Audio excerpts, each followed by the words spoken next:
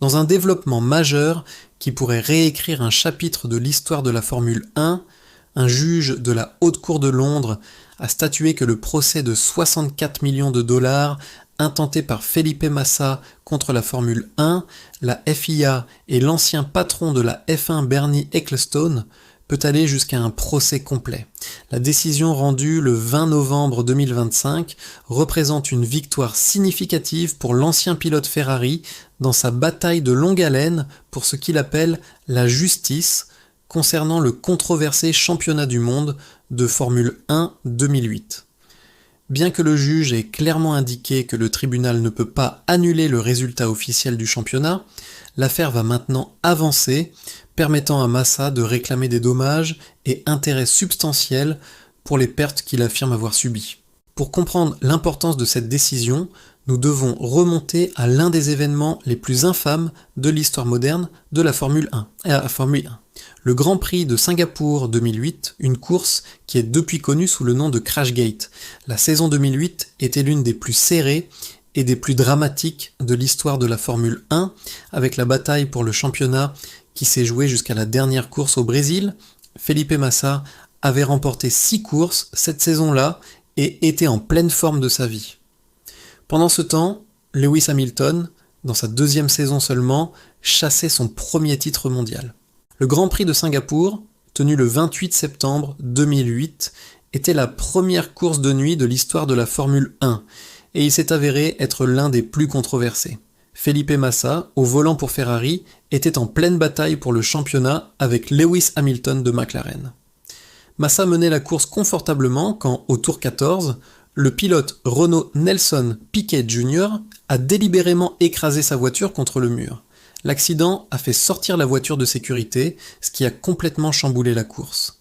Massa s'est arrêté au stand depuis la tête, mais un problème désastreux avec le tuyau de carburant l'a vu repartir avec le tuyau encore attaché, le faisant chuter au fond du peloton. Il a finalement terminé 13e sans marquer de points. Son principal rival, Lewis Hamilton, a fini 3e, empochant 6 points cruciaux. À la fin de la saison, Hamilton a remporté le championnat par un seul point.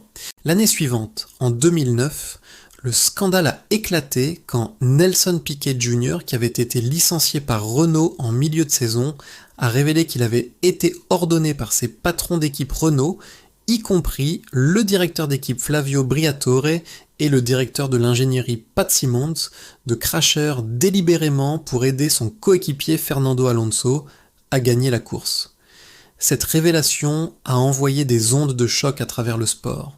La FIA a enquêté et a infligé des sanctions sévères à l'équipe Renault et à sa direction.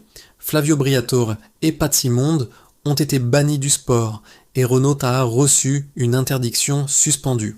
Cependant, de manière cruciale, les résultats du Grand Prix de Singapour et donc du championnat 2008 sont restés inchangés. La FIA a argué que changer les résultats de manière rétrospective créerait un précédent dangereux et provoquerait le chaos dans le sport. Pendant des années, cela semblait être la fin de l'histoire. Mais en 2023, une interview explosive avec l'ancien suprêmo de la F1 Bernie Ecclestone a ravivé la controverse. Ecclestone a suggéré que lui et l'ancien président de la FIA, Max Mosley, étaient au courant de l'accident délibéré et du camouflage avant même la fin de la saison 2008. Cette admission a été le catalyseur pour l'action en justice de Massa. Il argue que si la FIA et la direction de la Formule 1 avaient agi sur les informations qu'ils avaient à l'époque, les résultats du Grand Prix de Singapour auraient été annulés et lui, et non Lewis Hamilton, aurait été le champion du monde 2008. L'équipe juridique de Massa, dirigée par Nick de Marco Cassé, a déposé une réclamation de 64 millions de dollars contre la FIA, la Formule 1 Management, FOM et Bernie Ecclestone, arguant qu'ils étaient victimes d'une conspiration. La réclamation est basée sur l'argument que si la FIA et la Formule 1 avaient correctement enquêté sur l'accident à l'époque ou agi sur les informations qu'ils avaient prétendument, le résultat de la course aurait été annulé et Massa aurait remporté le championnat. Les défendeurs, représentés par certains des meilleurs avocats du Royaume-Uni, ont demandé à la Haute Cour de rejeter l'affaire, arguant qu'elle avait été intentée trop tard. et que les erreurs propres de Massa lors de l'arrêt au stand de Singapour étaient responsables de son mauvais résultat. Ils ont également argué que Massa avait mal performé tout au long de la course et que l'incident du tuyau de carburant était la faute de son équipe, pas la leur. David Questcasey, représentant Ecclestone, a qualifié la réclamation de tentative mal avisée de rouvrir les résultats du championnat des pilotes F1 2008, tandis que John Mézaros Cassé, pour la FIA, l'a décrite comme tortueuse et excessivement ambitieuse. Cependant, dans sa décision du 20 novembre, M. Justice J n'a pas été d'accord. Il a déclaré que bien que Massa n'ait aucune perspective réelle de prouver que la FIA lui devait un devoir de diligence spécifique, il avait une perspective réelle de prouver au procès tous les composants de sa réclamation pour conspiration par moyens illégaux. Cela signifie que le tribunal croit qu'il y a assez de preuves pour suggérer qu'il y a peut-être eu une conspiration pour couvrir les événements de Crashgate et que cette conspiration a causé un préjudice financier massif. Il est important de comprendre ce que le tribunal a permis et n'a pas permis d'avancer. Le juge a été très clair sur le fait que le tribunal ne peut pas et ne va pas annuler le résultat du championnat 2008.